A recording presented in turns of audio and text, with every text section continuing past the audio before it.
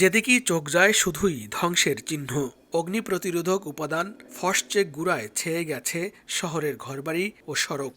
পোড়া গন্ধ, ভস্মীভূত ছাই, রাসায়নিক গুঁড়া সব মিলিয়ে অঞ্চলটির বাতাস এখন চরম অস্বাস্থ্যকর।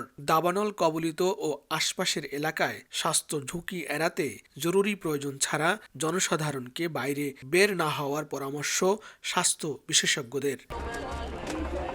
জ্বলতে থাকা আগুন অর্ধেকও নিয়ন্ত্রণ করা সম্ভব হয়নি বলে জানিয়েছে স্থানীয় দমকল কর্তৃপক্ষ। তবে বাইরে থেকে দমকল কর্মীরা আসায় কাজে গতি এসেছে বলে জানায় তারা। এদিকে দাবানলে ক্ষতিগ্রস্ত প্যালিসেডস ও ইটন এলাকায় ফিরতে মুখিয়ে আছেন হাজারো বাসিন্দা। ভয়াবহ দাবানলে লাখো মানুষ নিজ ঘরবাড়ি ছেড়ে এক কাপড়ে নিরাপদ আশ্রয়ে সরে যেতে বাধ্য হন।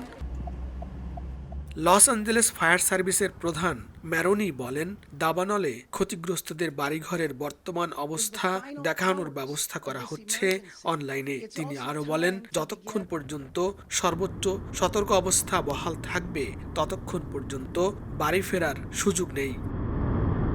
লস্কর আল মামুন, সময় সংবাদ, লস অ্যাঞ্জেলেস, যুক্তরাষ্ট্র।